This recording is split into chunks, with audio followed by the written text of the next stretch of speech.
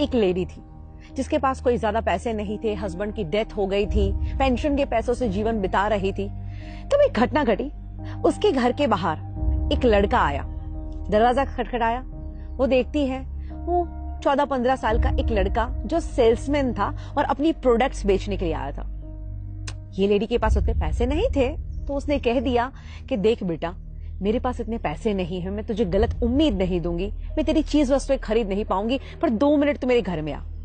वो घर में बिठाती है और किचन में जाती है और दूध का एक ग्लास लेके आती है और कहती कि बेटा, मुझे लगता है कि तू बहुत भूखा है, बहुत प्यासा है, मैं तेरी और कोई मदद नहीं कर सकती, बट एक ये दूध का ग्लास तुझे दे सकती हूँ जिससे तेरी भूख और प्यास दोनों मिट जाएगी। बच्चा दूध का ग्लास पीता है, थैंक यू कह के चला जाता है। इस घटना को और 15 साल बीतते हैं। अब तो ये लेडी बहुत बुजुर्ग हो चुकी है और एक दिन उनको हार्ट अटैक आता है। आस पड़ोस वाले उनको हॉस्पिटल में भर्ती करते हैं और जब उनके ऊपर सर्जरी होती है, बाद में वो ठीक होकर अपनी आंखें खोलती है, तब उनको पता चलता है कि उनके ऊपर तो ऑलरेडी एक बहुत बड़ी सर्जरी हो चुकी है और जिसका लाखों का बिल बन चुका है। इस लेडी के पैरों तले से जमीन निकल जाती है और रोने लगती है कि हे भगवान, मुझे क्यों बचाया, अब मैं ये बिल कहां से पे करूंगी, मैं ये पैसा कैसे दूंगी। और 2-3 दिन वहां पे वो इतनी उदासी के साथ बिताती है, वो सोचती है मैं किसकी मदद मांगू। आखिर में उसका डिस्चार्ज का डे आता है। अभी भी उसको कुछ नहीं सूझ रहा, बिकॉज उसके कुछ ज्यादा रिलेटिव्स नहीं थे, ऐसे कोई लोग नहीं थे जो उसकी मदद कर पाए।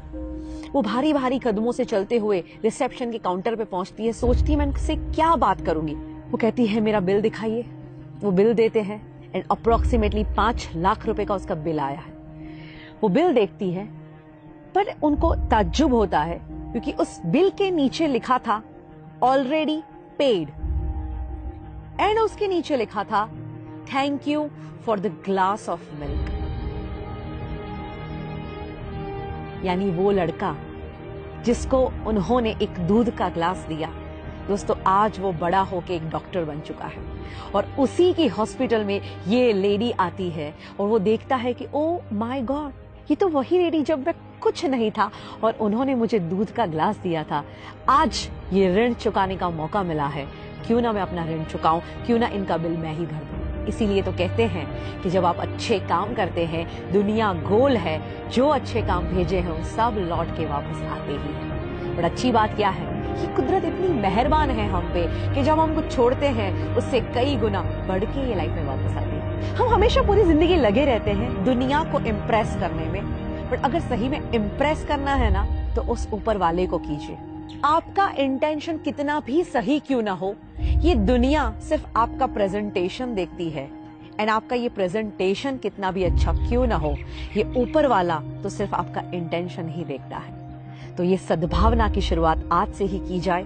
मैं तो कहती हूँ दुनिया में खुशियां फैलाई जाए, क्योंकि अगर आप औरों के जीवन में खुशियां फैलाना भी शुरू करोगे तो वही खुशियां मल्टीप्लाई होकर आपके जीवन में वापस आएगी। भगवत गीता में बहुत ही सुंदर कहा गया है कि इस दुनिया में कोई भी इंसान अगर दुखी है तो तुम लंबे समय तक खुश नहीं रह सकते। अगर औरों को खुशियां बांटोगे तो तुम्हारे जीवन में खुशियां अपने आप आएगी।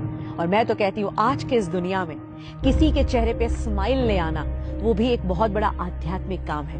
कहते हैं एक उदास चेहरे पे एक प्यारी सी मुस्कुराहट आ जाए और अगर उसकी वजह तुम हो तो समझ लेना इस दुनिया का सबसे धनवान इंसान